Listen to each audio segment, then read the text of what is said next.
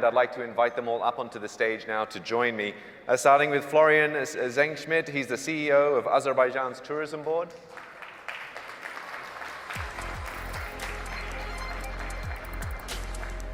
Florian.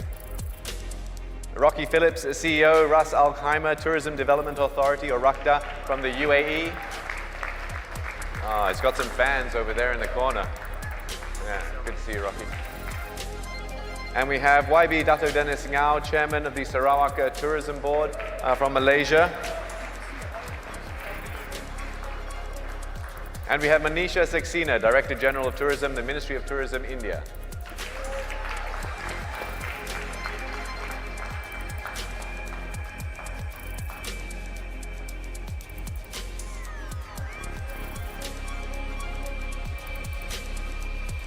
Manisha, thanks for joining us up on stage. We've got a seat for you over there. So once again, you can see the QR code on the screen. Do get your questions in so we can get them to the panel. We are discussing the future-proofing of tourism and policy, and that's a discussion that we're going to get into right now. I want to start, though, the same way that we did in the previous session by asking each of our panelists to tell us one main thing to know about their country or their territory that they look after when it comes to tourism. Florian, you're sat right here, right next to me, so I'll come to you first and get your thoughts on what should we know about Azerbaijan. Beautiful destination, easy to reach from Europe and Asia. Only 3.5 hours to go. Speaking about China, one of our up-and-coming markets. Inbound, incredible growth rates, and easy to access. Invite everyone to take another look at Azerbaijan. Okay, so that's about 13 things, but we do appreciate you cramming them all in there. Raki. You know, you're asking tourism guys to give you 1 minute about their destination. Yeah. I think is asking too much. It's a pleasure to be here. I'm representing Ras Al Khaimah in the United Arab Emirates. We're 45 minutes outside of Dubai International Airports, and we are a destination of the future. Lots of great developments that are happening there, including the Wynn Integrated Resort, opening in 2 years. But we're also blessed with the highest mountain in the UAE and unbelievable coastlines. Great tourist destination, very international. And if there's one thing our destination has that no one else has, apart from the camels and the dates and everything else that you're used to, is safety. This is a place that you can walk any time of day, any time of night, male, female, alone, and the UAE offers safety. So that's our biggest selling feature. Okay, wonderful. Manisha. If I start talking about India, I think the whole entire panel will be gone, the time will be taken. India, of course, as everyone knows, it has features from all the 5 continents, right from the beauty of Himalayas to the beaches down south. And the one thing that you need to know is that India has something for everyone, and the food in India is not just curry, it is a whole lot of diverse gastronomy which is on offer. India has a lot of built heritage and a whole lot of intangible heritage which is waiting to mesmerize you. Every few kilometers, the food and the water and the language, everything changes. Yeah, thank you very much. And Dato Dennis? Thank you, Steve. It's a pleasure to be here. I come from the state of Sarawak on the island of Borneo. Sarawak is neighbor to Steve country, Brunei. Beautiful state with multicultural, multi-ethnic background with over 30 different ethnic. Beautiful environment and with a different kind of cultural background. Yeah, I think there are over 30 plus ethnic groups in Sarawak alone. Yes, over 30 different ethnic tribes. I'm one of them. Yeah. One of the smallest tribes. Yeah. Yeah, it's a fascinating place. Do recommend you go, along with all the wonderful places that we're going to be talking about here this afternoon. We're talking about future-proofing travel and tourism policies. So I'm going to get the thoughts of our guests on a policy perhaps that's been introduced in their region that we can all learn from, that's been a success story. Would anybody like to jump in here first? I give it some democracy if anyone wants to raise their hand. If not, I'll just point someone out. Okay, I see Manisha itching. You want me to tell you a success story? Sure. I think the biggest success story today is community tourism. We are working with a lot of rural destinations to develop the local communities, build their capacity. So there is a place in Kerala which is known for its backwaters, Kumarakom. Some years ago, Kumarakom started its journey very, very small, and today it is, I think, one of the biggest destinations. Similarly, in Meghalaya, the Molindong village has its own destination management committee, and they are the cleanest village in Asia, and they have some 20 homestays which are run, maintained, and you have the experiences curated by the villagers themselves. So I think those are the success stories from India, beyond the established so-called golden triangle of Delhi, Agra and Jaipur, and that is what we would like to showcase. Okay, and Florian, if we're talking about the policy specifically, are there any policies in Azerbaijan that have been implemented that have seen visible changes to tourism numbers coming in?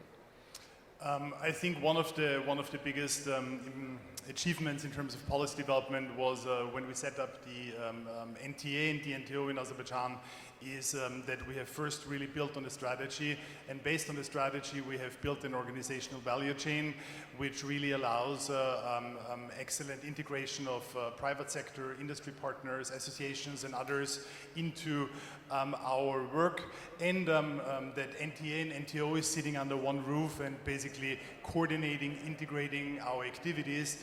This is what I think is important, especially for destinations of emerging scale and destinations of a relatively small size to be more effective and efficient in a global competition. And Raki, when it comes to policy, I understand that there's quite a strong push for sustainability when it comes to policy for the UAE. Could you just talk to us a bit about that? Yeah, I mean, when you think about the UAE, you need air conditioning every day of the year. Not that it's not pleasant during the winter time, but it's still warm. So what we did is in Ras Al Khaimah, because we're known more as the nature emirate, because of the mountains and the topography that we have, we partnered with EarthCheck out of Australia to really do a benchmarking analysis of the sustainable elements that we are, and we had 30 companies and corporations and government entities that signed up with us. This allowed us to really see how we can improve and measure the output of energy.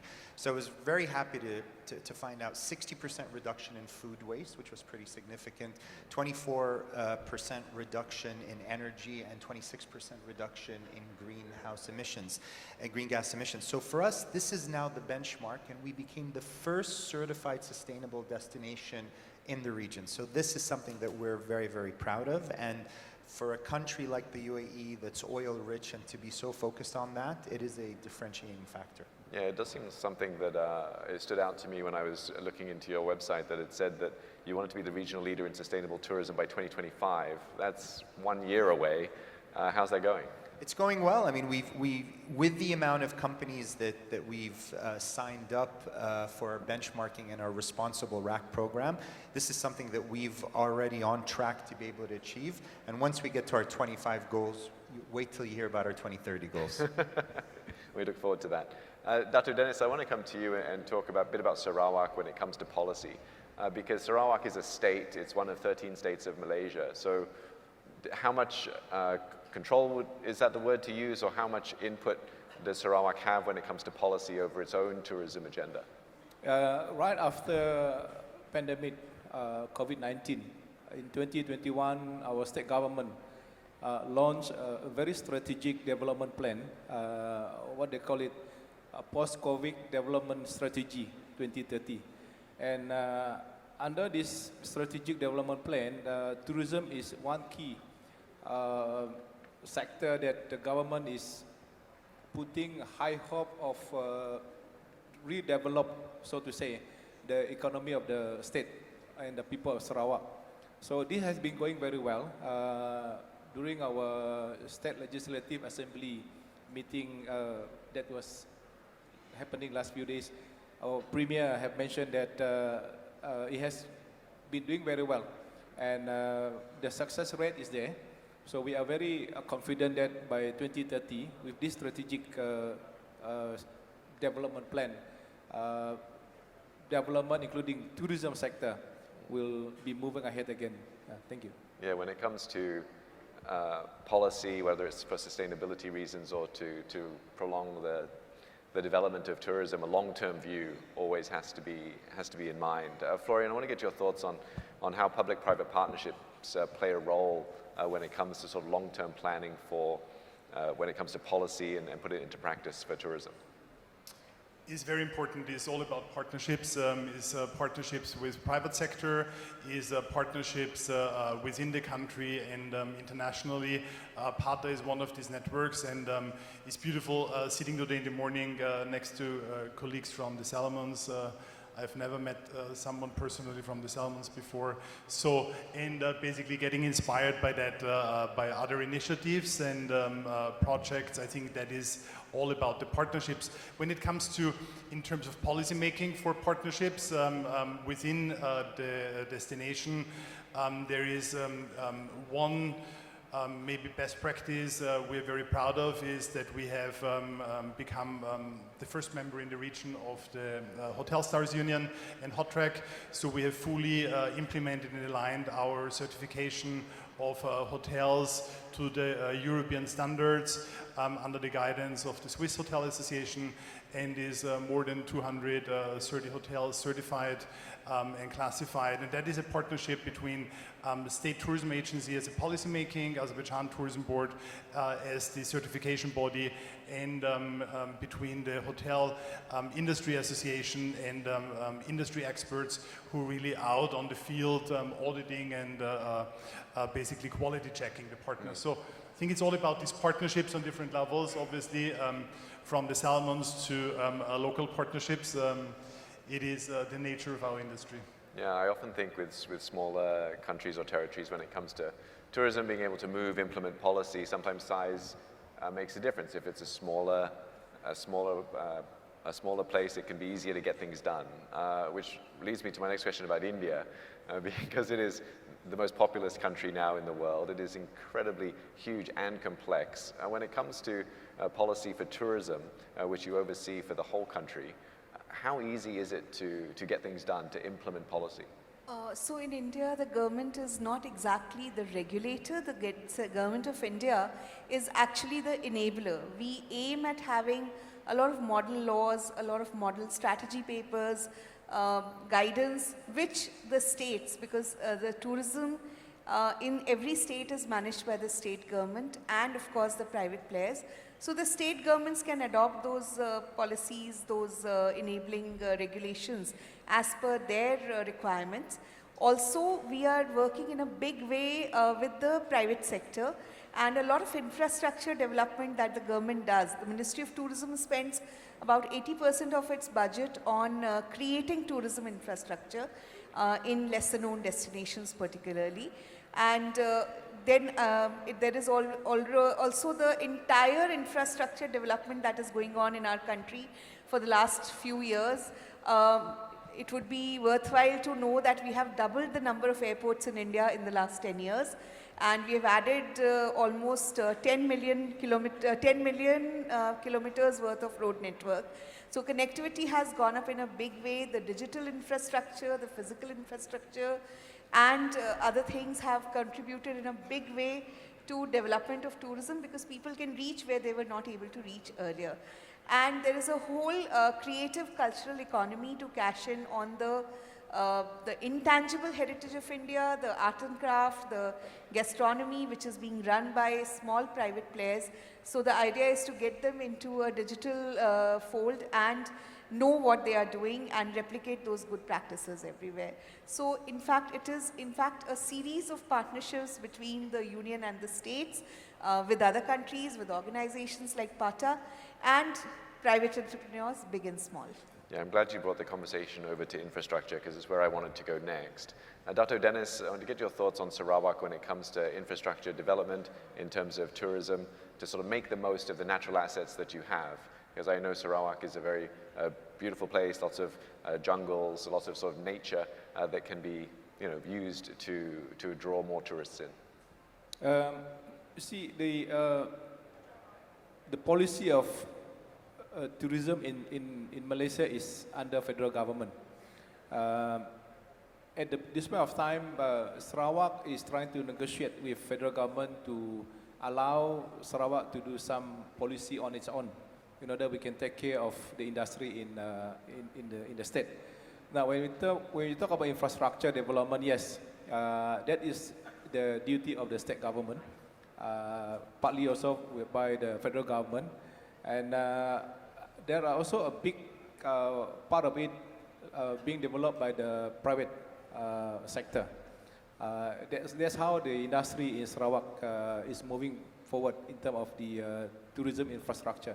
Now, we are trying to develop in the midst of developing the basic infra in terms of roads, so that the movement of tourists in the state could be facilitated. You know, Sarawak is a huge state in Malaysia, as big as Peninsular Malaysia. So it is quite a challenge for the government to develop our state in terms of infrastructure, and of course the other facilities like hotels or the tourism outlet are all done by the private sector. So that's how it works out this well. Yeah. Okay. And Raki, for you, for the UAE, is money not such a problem when it comes to infrastructure development? No, I mean, for us in Ras Al Khaimah, going through the incredible developments that we're going right now, we are building the infrastructure. We've master developed the entire tourism sector. It's the size of Waikiki Beach. So, I mean, it's pretty significant. And the beauty of it is it's a white canvas.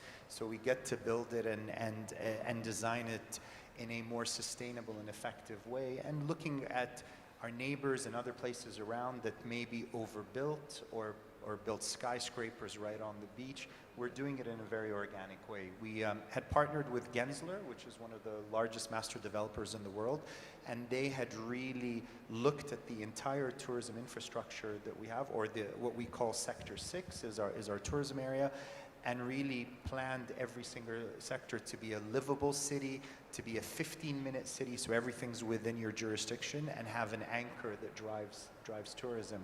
But the rest of the UAE, definitely very well developed. So our roads are very well developed, our infrastructure is there, but we're building a city that's still in its infancy, that's growing very, very fast. And tourism today is the fastest contributor to the GDP of Ras Al Khaimah, and in the next 10 years will be a third of the economy. Wow, that's quite significant then. I want to turn our attention to cross-border cooperation. We talked a bit about public-private partnerships, PPPs, to broaden it out to cross-border sort of relationships. But I have noticed that we've got some questions in. Thank you very much for sending them in. Perhaps we can get to one of these first, though, before I come to that. Florian, I see you reaching for your mic, so I'm coming to you for this one. How do your tourism policies incorporate regenerative tourism? It's very important. Regenerative tourism refers to basically also in the understanding of physical sites, to regenerate physical sites, to give value to physical sites. There is two great examples we have been working on over the past years. One is a small mountain village called Pascal, which was basically abandoned and also in a great part destroyed. Hammams, like old mosques, 12th century, were restored. Beautiful, basically a beautiful village. And we see after a year that locals have come back to the village, micro businesses started, it has become a touristic destination, small hotels in the area open around it. Another example is, so this really brings in this social value when we speak about employment, entrepreneurship, bringing back also people to the regions which are not the other way around, having this centrification. And the other example would be a mountain village, the highest mountain village in Europe, which is Khaimah, and we have managed to enlist Khaimah into the UNESCO World Heritage Sites with the concept of transhumance route, which is basically shepherds migrating every winter and summer up and down the mountain to the lowlands with several thousands of sheep and this route also to preserve and regenerate and make this accessible for tourism. I think this is key challenges also we face in destinations with a long history, a diverse resources, tangible and intangible. Okay, thank you very much. There's another question down here about human capital development. Manisha, I'll come to you if that's okay for this one. The question is, how are you building in human capital development priorities into your policies as an important way to future-proof the industry?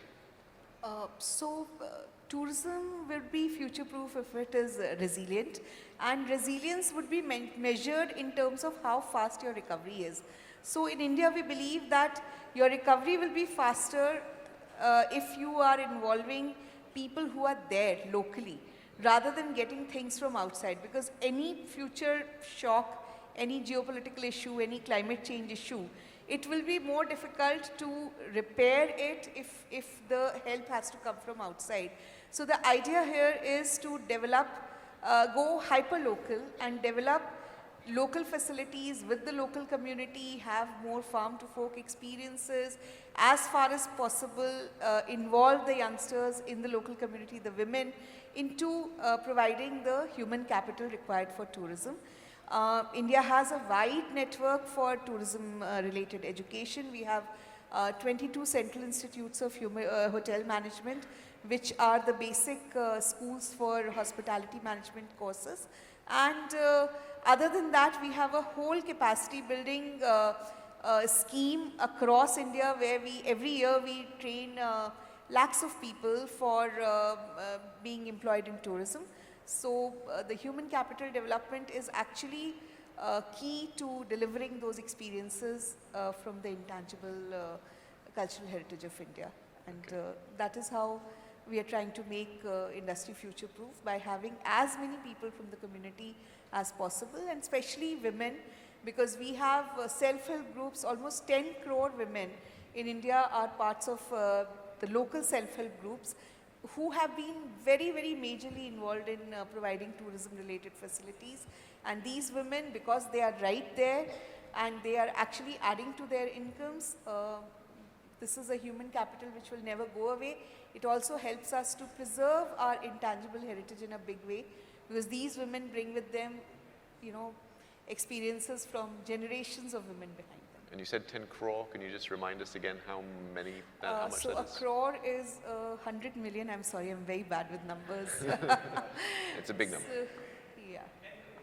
10 million. 10 million. Okay, all right, so there we go. Thank you very much for that. Raki, I want to get your thoughts on that as well. Is human capital development something in the UAE that when it comes to tourism, you're seeing a lot of people wanting to go into that industry? Yeah, so when you think about the UAE, an oil-rich country, 12% of the country's GDP comes from tourism, and 750,000 people work in that industry. So it's a huge factor, and it's also a great factor in livability. It improves the livability of the culture. Where we struggle is to attract local Emiratis to work in the hospitality field. The UAE is a very comfortable place to work. You have all nationalities of the world working together. It's quite attractive. You know, a large Indian diaspora, and from Asia, it's probably our largest workforce. But trying to attract Emiratis to work in the industry, it is their country, it is a big contributor. This is something that we've started launching now. So we have an Emiratization plan where we take interns into our tourism authority, we put them into hotels, we train them, whether it's in the culinary field, whether it's in guest services, accounting, whatever it is that they're looking for, and try to develop that talent there. We've also done partnerships with multiple schools, including La Roche and Emirate Academy. So for us, I think attracting talent to the UAE is not an issue, but for us, what we're focused on right now is growing our Emirati local base. Yeah, and are you finding that a bit of a challenge? You were saying it's a bit of a challenge. It's starting to get, it's been a challenge for a number of years, but it's starting to get a lot more accepted. Okay. We also had a tour guide program where you could only be an Emirati to be a tour guide in our mountain ranges, and that was quite successful. Okay. We've got some more questions here on the board. Dato Dennis, so I come to you. I give you the choice of which one you'd like to answer. You can either answer what's the future look like with AI for you when it comes to tourism, or how does climate change feature in your tourism policies? So I'd like to answer the second one, Steve, because Sarawak is now at the forefront in this agenda now, putting climate change agenda as part of the strategic move by our government. As I said just now, Sarawak government strategic agenda in terms of development is based on PCDS 2030. And we are looking into sustainable tourism, green energy. Our Premier, Dato Petinggi Abang Johari, has been invited to speak at various forums all over the world. And towards the end of this week, he's going to be in Thailand, if I'm not mistaken, talking about green economy, green energy. So Sarawak, being a very vast state, where you see a lot of jungles. Actually, the area of the state of Sarawak is about 12,000 square hectare. About 7 million, 12 million hectare. About 7 million is still under forest. So it is very important for us to have a very clear policy how we could maintain this, like what I said early on, that is green environment, as it is one of the core product that we have when we sell Sarawak as a tourist destination in this region of Southeast Asia. Yeah, thank you. Okay, now we've got about 10 minutes left, so keep the questions coming. There's one down here I wanted to touch on. Are tourism policies moving towards a visa-free ecosystem to promote more cross-border travel? I'll get all your thoughts on the AI question a bit later, but give you a bit of time to think about that one. So cross-border cooperation when it comes to visas, it was something I wanted to talk about as well. Florian, can I come to you for this one and get your thoughts? Tourism often transcends the national boundaries, cross-border cooperation. Can you talk to us about what Azerbaijan's doing there, and as well with visa-free travel? Well, speaking on behalf of tourism, I think visa-free travel is the ultimate. This is what we also stand for on tourism in Azerbaijan. Situations are a bit different in every government. There is not only the role of tourism, but there is other family members who have a word to say about visa policies, so it's a balanced approach.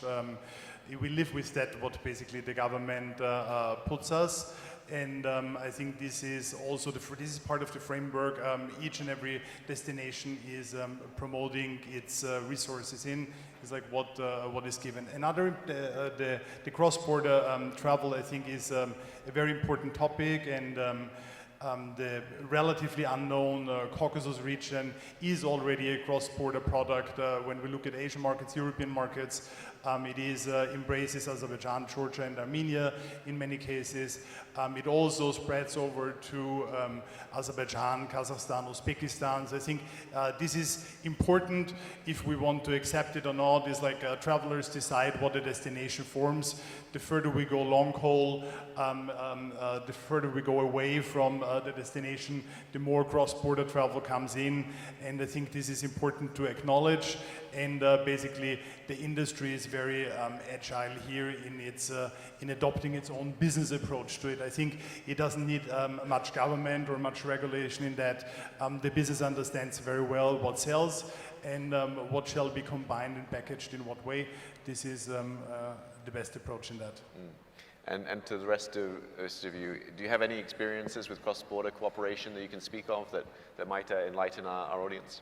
Yeah, so we signed an MOU with the government of Oman.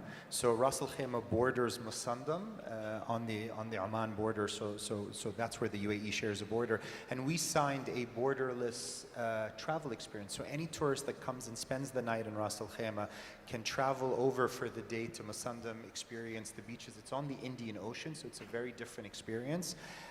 And it was such a successful thing that now we've done it as part of our summer campaign. So you spend a couple of nights in Ras Al Khaimah, stay at our hotels, and it's a cross-border experience. We are big believers that borderless and frictionless travel is critical. the GCC has announced a GCC Schengen-style visa that will be launched later this year. It's already been approved by the various parliaments in the 6 countries. This will be a great way to increase. But I'm happy to say that we have so many countries that do get visa-free access, China being one of them, India is another one. So these are key markets for us. Yeah, it certainly does help when people can easily get into your country to experience it. This question about AI, it is creeping into everything. It's creeping into every moderated session I think I've done for the last couple of months as well. Everybody wants to know how it's going to impact the industry that they're in. Manisha, I can see you holding the mic. Do you want to take this one? Well, actually, India did have a state-owned airline which was privatized last year, Air India. And we have had private airlines as well. So state-owned airlines for branding can be volatile. I really don't know what that means. But yes, we've had a good experience with Air India, and after its privatization, it's only getting better. So I think it's a good approach to have a free market, free skies, and have as many airlines as possible. Because the more tourists are coming into the country, or the industry as a whole flourishes. And the question on AI? Anybody want to take that one? No? Raki? AI is if it's not part of the future, it's part of the present right now. We all just need to catch up and figure out how to make it work. So there's a great app I would recommend by the team behind Beautiful Destinations called Layla, L-A-Y-L-A. And if you download it, you can ask it questions, and it's and it's all tourism focused. So where's the best hidden gem? What kind of restaurant can you experience? And this type of interactive AI is so critical for business, because if we're not using it, the younger generation is definitely on it. And the questions, I tested it out with my daughters who are 9 and 7, and the questions they ask are very different than what I asked.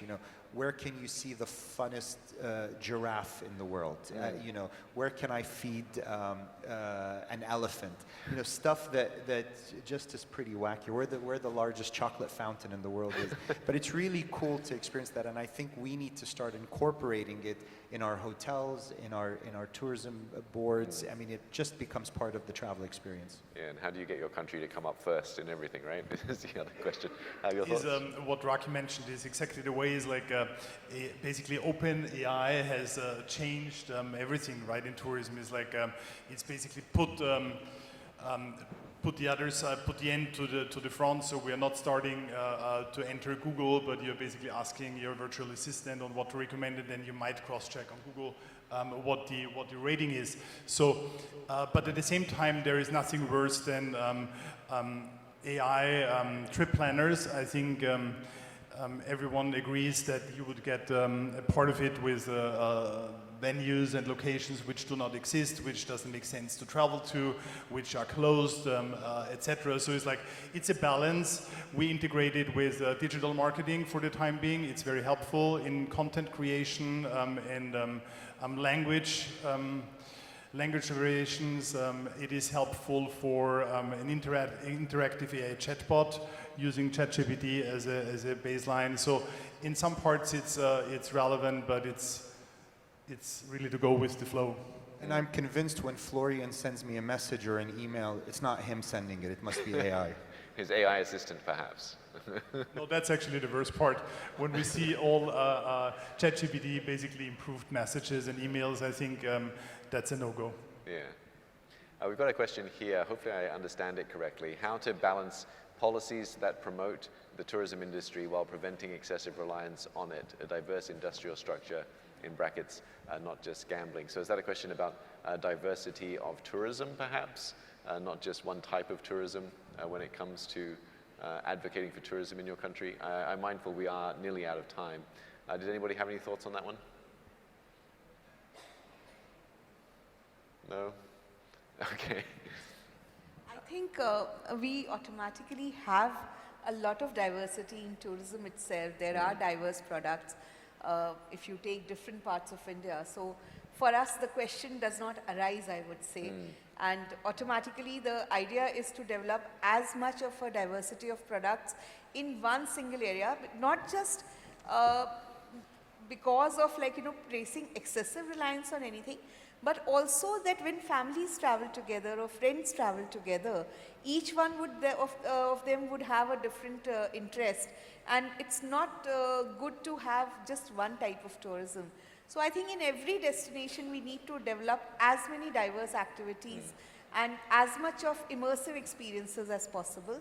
And that goes just economically also, it's a very sound thing. Okay, well thank you very much everyone for sending in your questions. Hopefully we answered them all in a way that gained you some wisdom on what we're talking about. We've just got a minute left. Just get final thoughts from the panel. Dr. Dennis, come to you first and we'll work our way down. When it comes to safeguarding or future-proofing tourism policy, what's your overriding thought? Sorry, Steve. Okay, as I said, Sarawak is looking after the industry. We are not talking about what Malaysia is doing, because I'm not sitting here to represent the country, but talking from Sarawak point of view, I am very confident that whatever policy that is put in place today is a long-term or far-reaching target that we would like to achieve in the near future or in the near time, because we believe that Sarawak is a state, a destination that offer varieties of attraction where people could come. That's why we launched our overarching new tagline, Gateway to Borneo, because people could come to Sarawak and enjoy nature, culture, because our 5 pillars of Sarawak Tourism Board promotional, of our tourism 5 pillars are culture, adventure, nature, food and festival. So you can come to Sarawak and enjoy all this while you are in the state. Thank you. Okay, thank you very much, Dr. Dennis. So we are out of time, but I should give an equal amount of time to you guys to finish, or no? Raki, no? Just quickly, just to sum up a closing thought, perhaps. Manisha, you want to go next? So India's future-proofing of tourism policies is based on 3 basic pillars. That whatever new infrastructure is being built is energy efficient, climate resilience, incorporates the requisite elements for rainwater harvesting, for using renewable energy. Number 2, moving away from the established destinations into newer destinations, and taking people away from the overexploited destinations. And the third is involving local communities and building their capacities to deliver very authentic tourist experiences. So these are the 3 things with which I hope we'll be able to exploit the entire gamut of cultural experiences that are in India, and also make it sustainable. And sustainability has to be a way of life, so India has a Travel for Life program which talks about very simple actions on part of tourists as well as tourist businesses, which if they just follow those actions, we will be moving towards sustainable tourism in a big way. Okay, So thank you very much. that's So it. from 5 pillars to 1 pillar, to 3 pillars. Raki, I guess you have 1 pillar left. I don't know what that leaves for Florian. I was going to say, she's very detailed. That's good. The nice thing about the UAE, we're very blessed, is there isn't a lot of bureaucracy. Things get done fairly fast. And Ras Al Khaimah being a destination of the future, things do move a lot faster, I think.